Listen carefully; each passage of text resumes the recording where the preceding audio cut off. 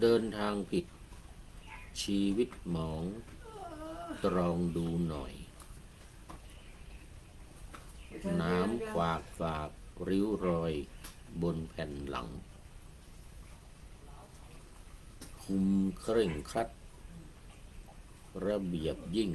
เอาจริงจังยิ่งอึดอัดเหมือนถูกฝังหวังทลาย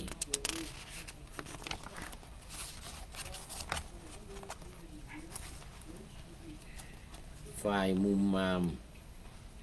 กามกระเจิงระเริงหลงไม่เคยคิดวางโปร่งคงเสียหายไม่มีทางสำเร็จผลพ้นอบายติดวังวนจนตายไม่เป็นทางเดินสายกลางวางปล่อยค่อยเบาใจ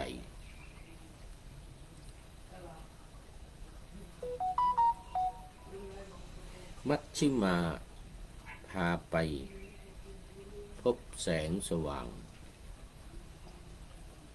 ธรรมจักร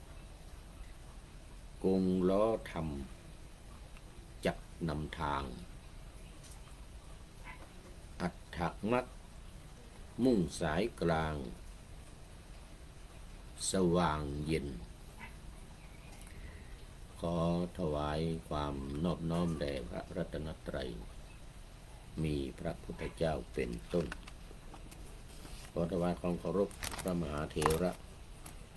พระเถรานุเถระเจ้าคณะพระสังฆาธิการทั่วโลกมีพระเดชพระคุณพระธรรมเสนาบดีเจ้าคณะภาค7วัดพระธาตุดอยสุเทพเป็นต้นและขออำนวยพรให้ท่านผู้ฟังท่านผู้ชมสาธุชนพุทธบริษัททั้งหลายวันนี้รายการธรรมะหลังธรรมวัดเย็นของวัดพระธาตุดอยสุเทพออกอากาศทางสถานีวิทยุพระพุทธศาสนาแห่งชาติและจริยธรรมวัดพระธาตุดอยสุเทพระบบ FM 96 เมกะเฮิรตซ์มีพ่อครูวันลบนามวงพรหมเป็นผู้อำนวยการอาจารย์พระมหาประสิทธิ์ปัสสาธิโกเป็นหัวหน้าสถานีและอาตมภาพพระครูปริยัติยานุศาสตร์เป็นผู้บรรยายเป็นประจำทุกวันเวลา 18:40 นาทีถึง 19:10 นาทีวันนี้ก็บันทึกเสียงล่วงหน้ามา1 วัน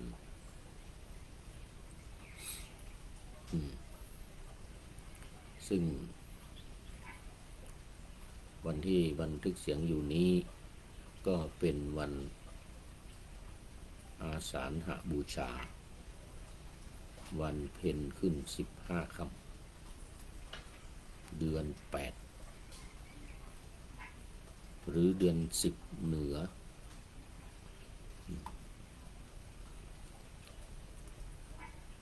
ส่วนรายการนี้ก็ออกอากาศเป็นวันแรม1 ค่ำซึ่งเป็นวันเข้าพรรษาตามพระวินัย วันนี้เป็นวันที่พระพุทธองค์ทรงบัญญัติให้พระภิกษุในพระพุทธศาสนาเข้าอยู่จำพรรษา3 เดือนด้วยเหตุผลว่าเป็นฤดูฝนไปไหนลำบากเราจาริกไป ปฏิบัติธรรมกันมาแล้ว9 เดือนหลังจากออกพรรษาเมื่อครั้งแรกที่พระพุทธองค์จำอยู่ที่ป่าอิสิปตนมฤคทายวันพร้อมด้วยพระสาวกจำนวน60 รูปมีปัญจวัคคีย์5ปัญญาโกณฑัญญะวัปปะคัตติยมหานามะอัสสชิและพระยัสสะ1 รูปกับเพื่อนอีก54 รูปรวมเป็น55ทั้งพระยัสสะและบวกปัญจวัคคีย์5ก็เป็น60 ออกพรรษาแล้วพระพุทธองค์ก็ประทานโอวาทส่งพระภิกษุจำนวน60 รูปออกจาริกเผยแผ่ธรรมโดยพระดำรัสว่าจรถาภิกขเวจาริกังพหุชนะหิตายะพหุชนะสุขายะโลกานุกัมปายะ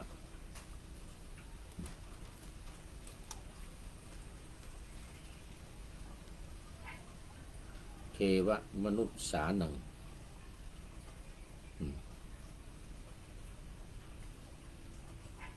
เป็นต้นเป็นต้นมันคือจะมีอยู่หรือว่ามีหรือว่าไม่มีแล้วนะหลังจากออกพรรษาหลังจาก3 เดือนที่ป่าอิสิปตนมฤคทายวันเนี่ยนะก็ออกจาริกไป60 รูปห้ามไปในทางเดียวกันให้ไปทางละ1 รูปพระพุทธองค์เองก็เสด็จไปกลับไปที่พุทธคยาเมืองขยาที่ตรัสรู้นะตำบลอุรุเวลาเสนานิคมเพื่อไปโปรดชดิน3 พี่น้องอุรุเวลากัสสปะนาทีกัสสปะขยากัสสปะพร้อมด้วยบริวาร500 300 200ตามลำดับรวมแล้ว1,000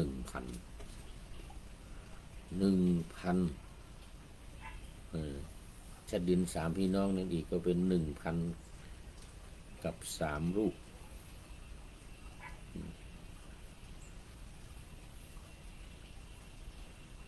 รวมแล้วพร้อมกับพระพุทธองค์เป็น4 รูปแล้วก็รวมทั้งพระที่เข้ามาบวชที่เข้ามาขอบวชที่พระปัญจวัคคีย์ออกไปเผยแพร่เนี่ยนะก็รู้สึกว่าจะมีอีกหลายรูป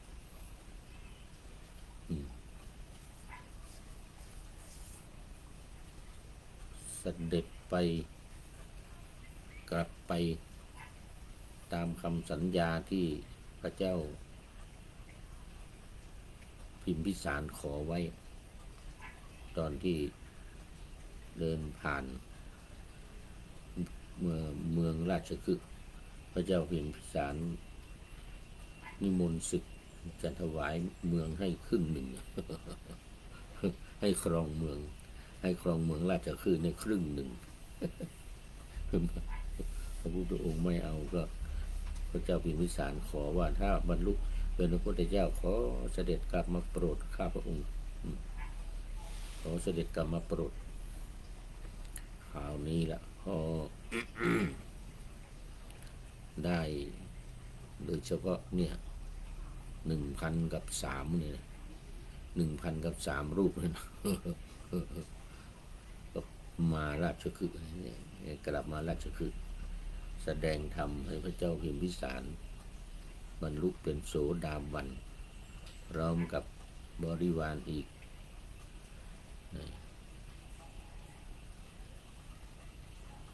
11,000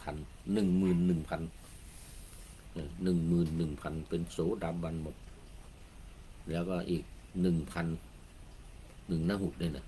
ทั้งหมดมัน12นหุตนี่คือ 1,000 ก็ถึงพระรัตนตรัย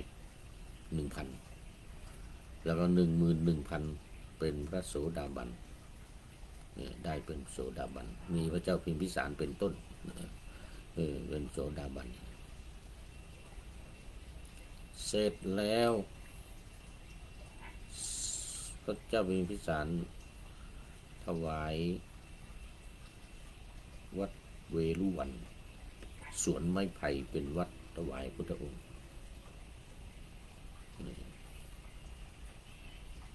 อยู่มาเนี่ยจะพูดถึงเรื่องของจำพรรษาเนี่ยนะ อยู่มาพอถึงหน้าฝนเอาแล้วทีนี้เดือดร้อนละออกไปเหยียบไร่เหยียบนาเหยียบคันนาเขาพังหมดอาจจะไม่พังมากนะจะเป็นที่นะที่เขาเดินผ่านเขาจะไม่ทั้งหมดเขาจริงเขาจะไม่ทั้งหมดเหยียบข้าวกล้าในนาเขาด้วยว่างั้นนะบางทีออกไปกลางคืนมองไม่เห็นนะก็มันตอนนั้นก็ชาวบ้านญาติโยมก็มาร้องพระพุทธเจ้าไว้เลยก็เลยบัญญัติสิกขาบทให้จำพรรษานี่เป็นวันนี้แหละ แรม1 ค่ำนี่แหละแรม1 ค่ำเป็นพรรษาแรกเป็นครั้งแรกเลยนะบัญญัติเป็นครั้งแรกภิกษุทั้งหลายก็อยู่จำพรรษากันเป็นครั้งแรกถ้านับปีก็เป็นเริ่มปีที่2ถ้านับปีนะนับปีก็ปีที่2เพราะปีที่1ยังไม่ได้บัญญัติยังไม่ได้บัญญัติเรื่องการจำพรรษานั้นพุทธองค์ประทับอยู่ที่ป่าอิสิปตนมฤคทายวันเนี่ยที่เมืองพาราณสี3 เดือนนั้นยังไม่ได้บัญญัติสิกขาบทให้จำพรรษาก็จึงยังไม่นับพรรษาแต่ถ้าเป็นปีนี่นับนะเพราะว่าปีเนี่ยพศเนี่ยเราจะนับตั้งแต่หลังจากที่พระพุทธองค์ปีที่พระพุทธองค์ตรัสรู้มาได้1 ปีเนี่ยก็นับ1ได้1 ปีนับ1เมืองไทยเรานี่นะไทยพม่าลาวเขมรนู่นเนี่ยนะแต่ที่ศรีลังกาอินเดียเนี่ยเขานับเป็น2นะคือปีที่ตรัสรู้เนี่ยเขานับเป็น1 ปีละพอเข้าปีที่2ก็นับ2ปีที่3ก็นับ3อย่างเงี้ยแต่เรานี่ประเทศไทยนี่ไม่เหมือนทางศรีลังกาไม่เหมือนอินเดียรู้สึกจะพม่าด้วยนะพม่าด้วยอย่างตอนเนี้ยของเรา2,569ใช่ไหมของศรีลังกาพม่าอินเดียเนี่ยบังคลาเทศเขา2,570แล้ว ปีเนี้ยปีนี้ของ2570แล้วถ้าเขานับปีที่ตรัสรู้นั้นเป็นหนึ่งของเราผ่านไป1 ปีนับหนึ่งนี่นี่เราก็เรื่องมัน เพราะฉะนั้นของเรา2569เนี่ยคือมันผ่านมาแล้ว2000ผ่านมาแล้ว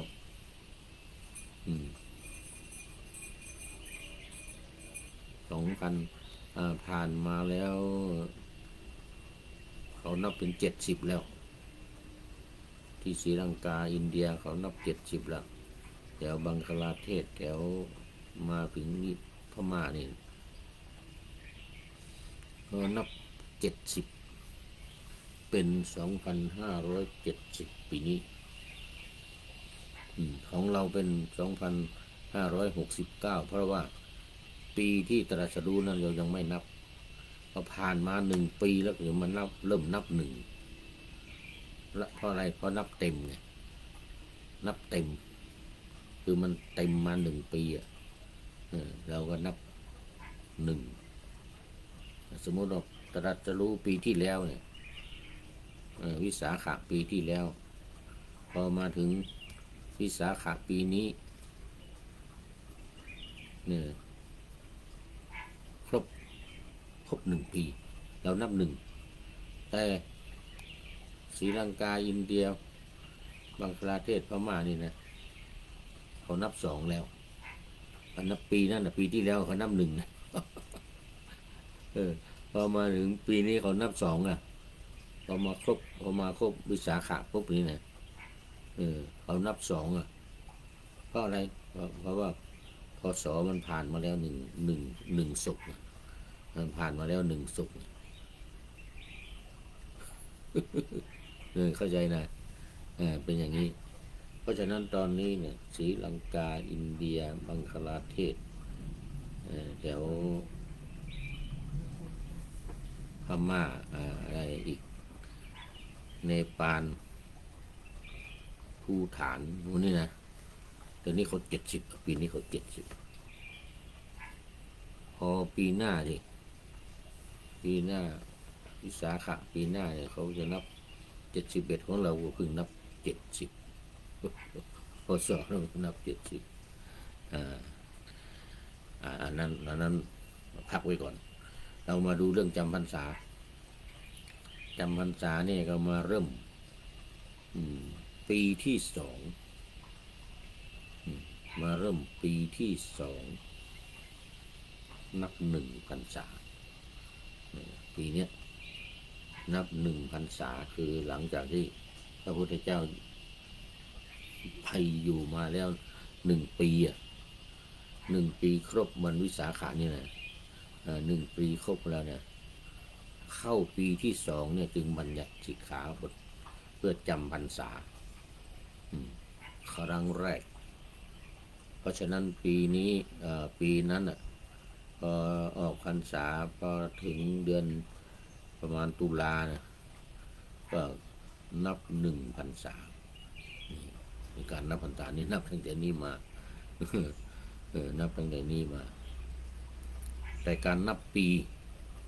นับตั้งแต่ปีตอนครบมาละ1แล้วนี่เข้า2นี่เข้าพรรษาที่2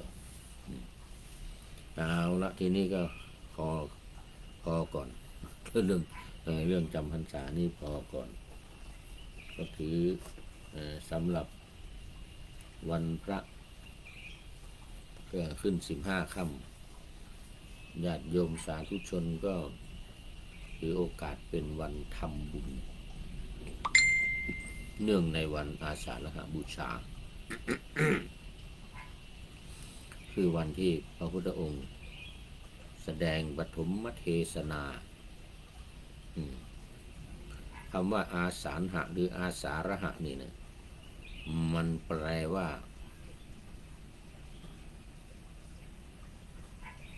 8มันแปลว่า8บูชาเดือน8เรียกว่าอาสาฬหะบูชาพระพุทธเจ้า ในวันที่พระพุทธองค์แสดงปฐมเทศนาเรียกว่าบูชาวัน8เดือน8ไม่ใช่วันเดือน8อาสาฬหะแปลว่า8ดังนั้นพอถึงเดือน8ของทุกปีจึงเรียกว่าวันอาสาฬหะบูชาวันที่พระพุทธเจ้าแสดงปฐมเทศนา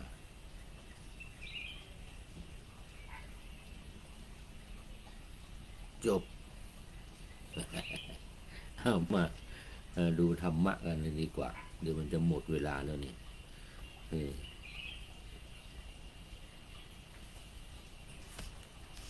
วันนี้อยู่ในหัวข้อว่า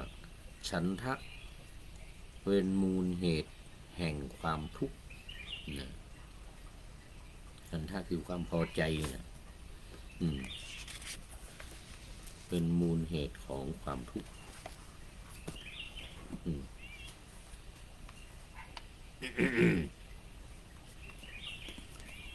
อันนี้ก็มาใน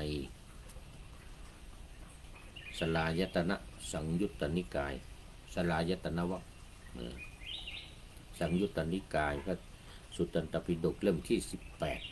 18ข้อที่หน้าที่403ถึง5โอ้นี่ยาวหน่อยนะแล้วก็ข้อที่637เรื่องฉันทะหรือความพอใจเป็นมูลเหตุแห่งความทุกข์ก่อนอื่นก็ขอขอบคุณอนุโมทนากับหนังสือพุทธวจนะหมวดธรรมของทีมงานท่านอาจารย์คึกฤทธิ์สดธิพโลชื่อว่าเปิดธรรมที่ถูกปิดเรื่องปฏิบัติสมถะวิปัสสนา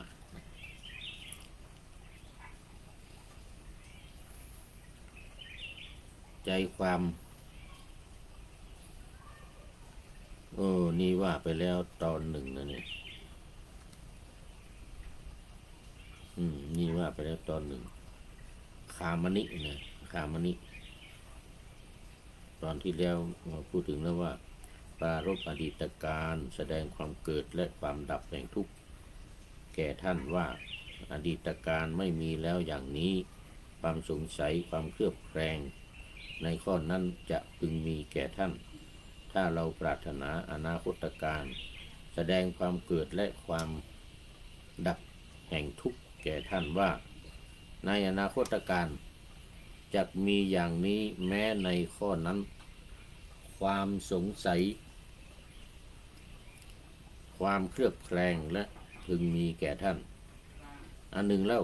เรานั่งอยู่ณที่นี้แหละจักแสดงความเกิดและความดับแห่งทุกข์แก่ท่านซึ่งนั่งอยู่ที่นี้เหมือนกันท่านจงฟังคำนั้นจงใส่ใจให้ดีเราจะกล่าวเนื่องจากว่ามีคำถามจาก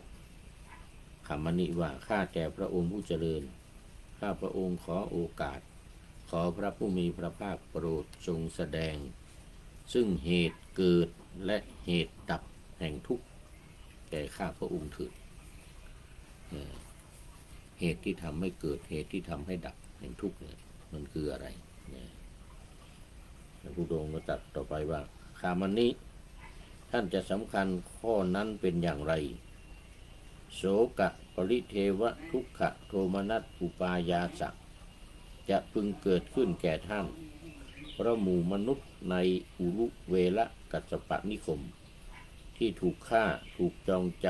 ำถูกทำให้เสื่อมเสียหรือถูกติเตียนมีแก่ท่านหรือนี่คำถามพระพุทธองค์ย้อนถามพระองค์ย้อนถามว่าท่านจะสำคัญข้อความนั้นว่าอย่างไรความทุกข์ความโศกความพิไรลำพันธ์ทุกข์กายทุกข์ใจความเหี่ยวแห้งใจ จะพึงเกิดขึ้นแก่ท่านเพราะหมู่มนุษย์ในอุรุเวลากัสสปะนิคมที่ถูกฆ่าถูกจองจำถูกทำให้เสื่อมเสียหรือถูกติเตียนมีแก่ท่านหรือท่านคามนิกราบทูลว่ามีอยู่พระเจ้าข้าพระองค์ตรัสต่อไปว่าคามนิความโศกความพิไรลำพันธ์ความทุกข์กายความทุกข์ใจความเหี่ยวแห้งใจหรือความคับแค้นใจเนี่ยนะจะไม่พึงเกิดขึ้นแก่ท่านเพราะหมู่มนุษย์ในอุรุเวลากัสสปะนิคมที่ถูกฆ่าถูกจองจำถูกทำให้เสื่อมเสียหรือถูกติเตียนมีอยู่แก่ท่านหรือคำนี้กราบทูลว่ามีอยู่พระเจ้าค่ะพระองค์ตรัสต่อไปว่าคำนี้อะไรเป็นเหตุเป็นปัจจัยที่ความโศกความพิไรรำพันความทุกข์กายทุกข์ใจความเหี่ยวแห้งใจจะพึงเกิดขึ้นแก่ท่านเพราะหมู่มนุษย์ชาวอุรุเวละกัสสปะนิคมบางพวกถูกฆ่าถูกจองจำถูกทำให้เสื่อมเสียหรือถูกติเตียนหรือว่าอะไรเป็นเหตุเป็นปัจจัยที่ความโศกความรำพันความทุกข์กายความทุกข์ใจความเหี่ยวแห้งใจจะไม่พึงเกิดขึ้นแก่ท่านเพราะหมู่มนุษย์ชาวอุรุเวละกัสสปะนิคมบางพวกถูกฆ่าถูกจองจำถูกทำให้เสื่อมเสียหรือถูกติเตียนถ้าคำนี้กราบทูลว่าข้าแต่พระองค์ผู้เจริญความโศกความพิไรรำพันความทุกข์กายความทุกข์ใจความเหี่ยวแห้งใจจะพึงเกิดขึ้นแก่ข้าพระองค์เพราะหมู่มนุษย์ชาวอุรุเวละกัสสปะนิคมเหล่าใดที่ถูกฆ่าถูกจองจำถูกทำให้เสื่อมเสียหรือถูกติเตียน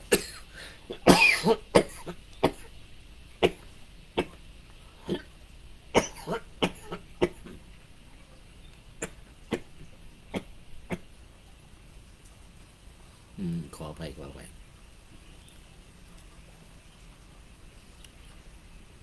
ก็เพราะข้าพระองค์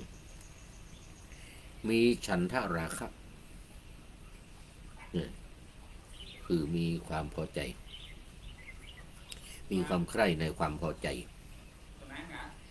ในหมู่มนุษย์ชาวอุรุเวละกัสสปะนิคมเหล่านั้นส่วนความโศกความร่ำไรรำพันความทุกข์กายความทุกข์ใจความเหี่ยวแห้งใจ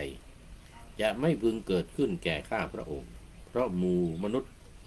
ชาวอุรุเวละกัสสปะนิคมเหล่าใดถูกฆ่าถูกจองจำถูกทำให้เสื่อมเสียหรือถูกติเตียนก็เพราะข้าพระองค์ไม่มีฉันทะราคะในหมู่มนุษย์ชาวอุรุเวละกัสสปะนิคมเหล่านั้นพระเจ้าข่าว่านะนี่ก็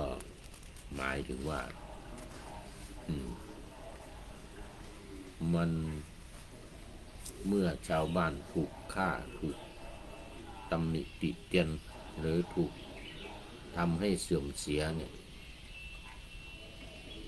ความโศกความลำพันความทุกข์กายทุกข์ใจจะเกิดขึ้นก็เพราะว่าเราไปเกี่ยวข้องด้วยคือเราไปมีความพอใจในมนุษย์เหล่านั้นความพอใจของเราเนี่ยมีถ้าไม่ชอบใจในมนุษย์เหล่านั้นนะก็จะไม่ความโศกก็จะไม่เกิดกับเราความทุกข์ก็จะไม่เกิดกับเราเพราะอะไรเพราะว่าเราไม่ได้ไปเกี่ยวข้องกับเขาเราไม่ได้ไปรักใคร่ไปชอบไปพออะไรกับเขาเหล่านั้นเขานั้นก็เป็นคนอื่นไม่เกี่ยวข้องกับเราเราจึงไม่มีความทุกข์แต่ถ้าเมื่อใดเรามีความพอใจเนี่ยเรามีความใคร่ในความพอใจในเขาเหล่านั้น ในมนุษย์เหล่านั้นที่ถูกฆ่าถูกทำลายถูกทำให้เสื่อมเสียเนี่ยเราจึงจะมีความเสียใจความสุขความวิไลลำพันธ์ไม่อย่างนั้นไม่มีพระองค์เลยตรัสว่าคามานิด้วยธรรมนี้อันท่านเห็นแล้วรู้แจ้งแล้วบรรลุแล้วยังลงถึงแล้วอันไม่ขึ้นสู่กับเวลาท่านจงนำไปซึ่งนัยยะนี้สู่อดีตและอนาคตว่าทุกเหล่าใดที่เกิดขึ้นแล้วในอดีตทุกทั้งหมดนั้นมีฉันทะเป็นมูลมีฉันทะเป็นมูลมีฉันทะเป็นเหตุเพราะว่าฉันทะเป็นมูลเหตุแห่งความทุกข์และทุกข์ใดๆอันจะเกิดขึ้นในอนาคตทุกทั้งหมดนั้นก็มีฉันทะเป็นมูลมีฉันทะเป็นเหตุเพราะว่าฉันทะเป็นมูลเหตุแห่งทุกข์ดังนี้แลเพราะฉะนั้นในเรื่องนี้ความพอใจมันจึงเป็นเหตุแห่งความทุกข์ดังที่กล่าวมาดูไปดูมาก็หมดเวลาพอดี นะแล้วตอนนี้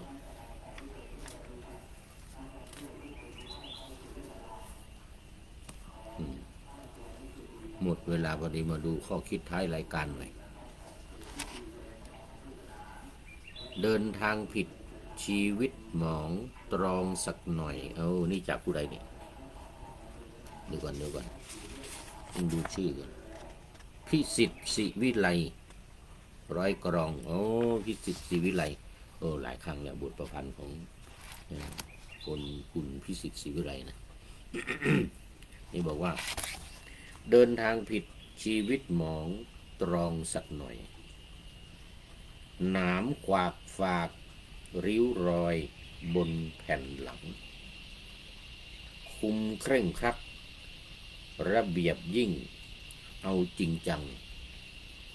ยิ่งอึดอัดเหมือนถูกฝังหวังมาลายคือหวังจะทำลายเมื่อมีเกิดความอึดอัดฝ่ายมุมงามกามกระเจิงระเริงหลงไม่เคยคิดวางปลงคงเสียหายไม่มีทางสำเร็จผลพ้นอบายติดวังวนจนตายไม่เป็นทางเดินสายกลางวางปล่อยค่อยเบาใจมัชฌิมาพาไปพบแสงสว่างธรรมจักรกงล้อธรรมจักนำทางอัฏฐมรรคมุ่งสายกลางสว่างเย็นอันนี้ก็ล้อตามมัชฌิมาปฏิปทาทางสายกลางซึ่งอยู่ในธรรมจักรปวัตตนสูตรที่พระพุทธองค์ทรงแสดงในวันอาสาฬหบูชานี่เองก็ขอบคุณและอนุโมทนากับคุณพิสิทธิ์ศิวิไลไว้หน้าที่นี้เป็นอย่างยิ่งที่ได้ให้บทประพันธ์มาเป็นข้อคิดในท้ายรายการในวันนี้ขออำลาพรากจากผู้ชมฟังที่เดินยืนนั่งนอนฟังทั้งหลายขอให้มีความสุขใจและกายสดชื่นสบายไปตลอดกาล